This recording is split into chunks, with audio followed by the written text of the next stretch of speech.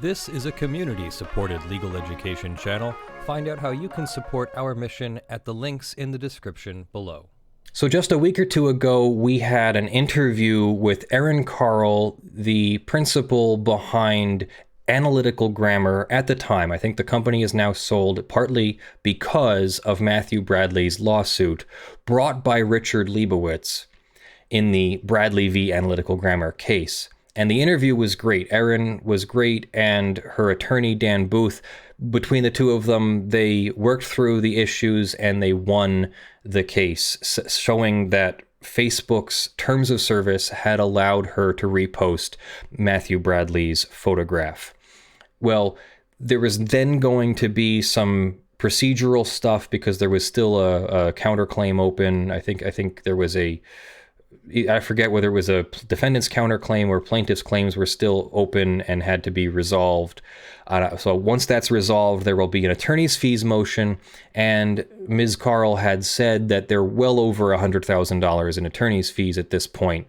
So that's probably what the attorney's fees motion is going to be for, is around $110,000+.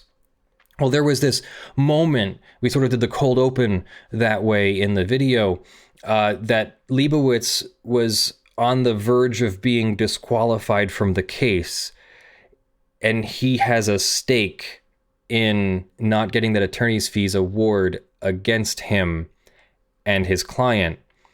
There's some risk there. We don't know what the relationship is between Mr. Bradley and Liebowitz. We don't know who would be responsible for that attorney's fees award, but somebody would be responsible for it. And of course, the attorney as fiduciary would also want to keep his client from getting an attorney's fees award against him. Well, the court has now disqualified Mr. Liebowitz from representing Mr. Bradley, and so therefore it looks like Mr. Liebowitz will not be allowed to defend that attorney's fees motion. This matter is before the court on plaintiff's response to the court's February 18th, 2021 order filed on behalf of Richard P. Liebowitz, plaintiff's counsel by special appearance.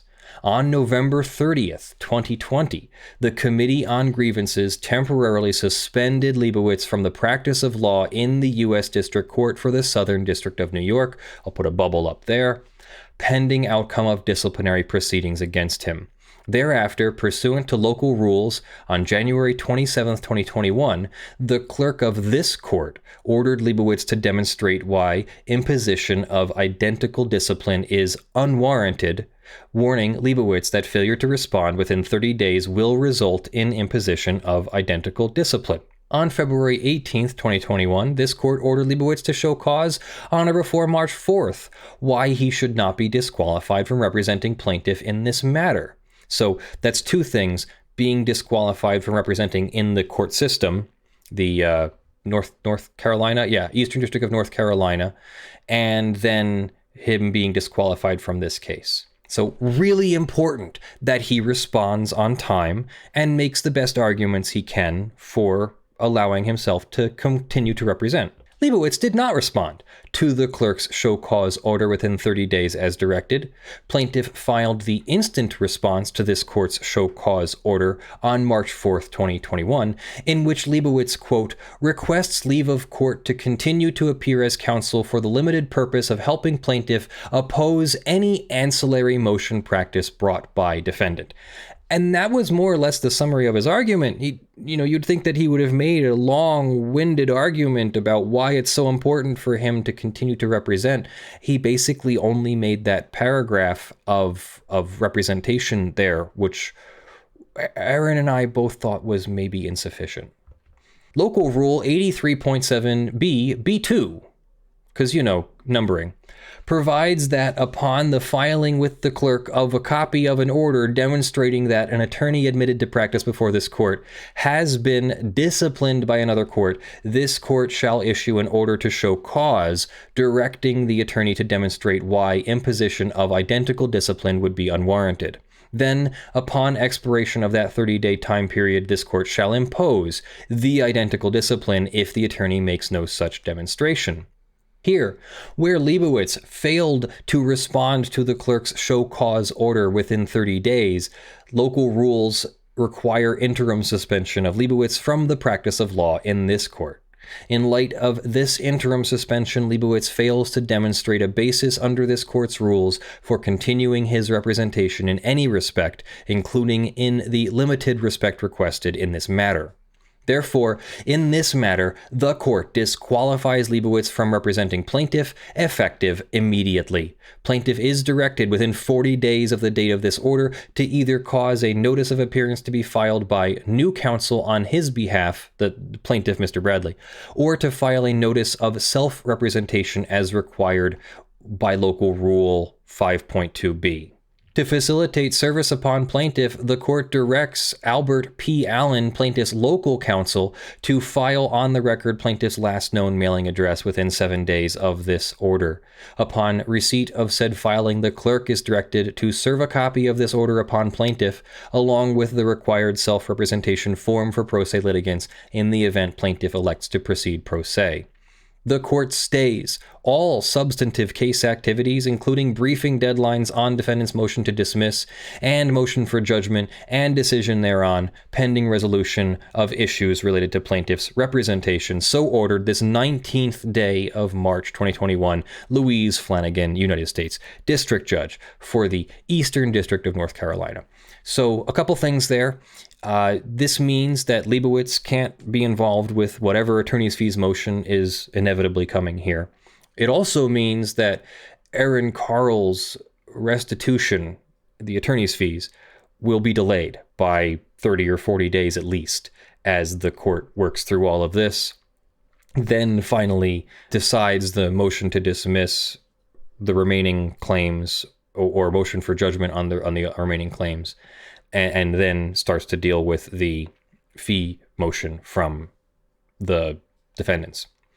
So that's the chronology of the court system.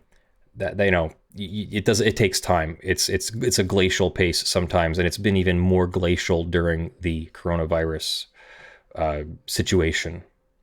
So yeah, that's ironic. Nah, I don't know if ironic is the word, Alanis Morissette, but it's definitely something that Liebowitz handled the case poorly enough that not only did he not do enough due diligence to discover the applicable Facebook term. Maybe there was a disagreement over the Facebook term, but if I remember my interview with Aaron Carl correctly, Liebowitz was arguing using the new Facebook terms and not using the applicable Facebook term. So it sounds like he didn't do the due diligence there, and then doesn't respond to the court's or clerk's order to show cause why he shouldn't be suspended from the practice of law in the Eastern District of North Carolina, doesn't respond in time.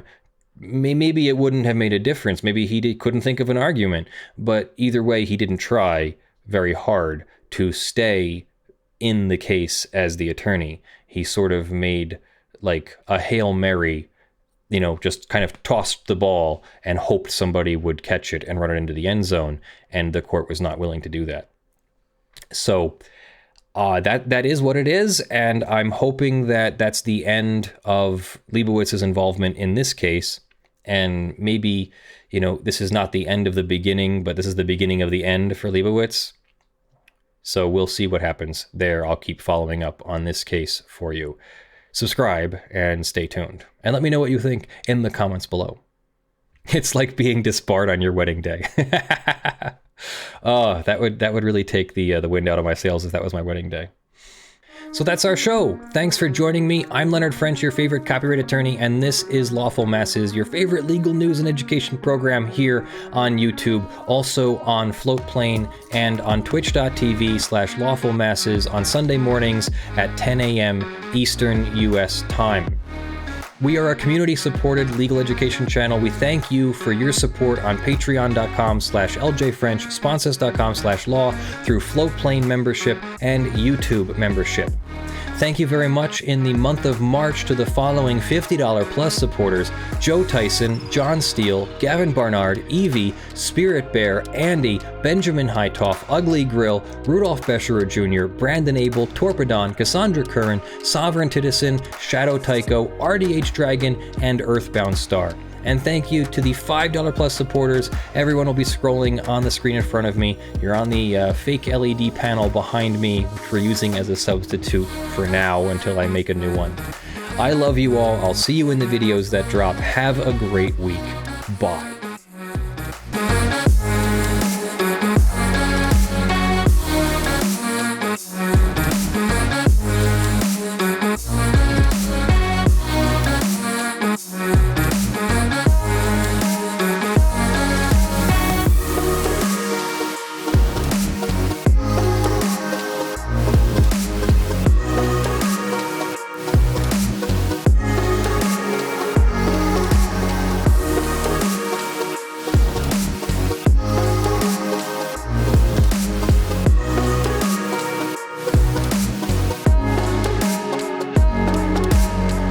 I'm not a cat.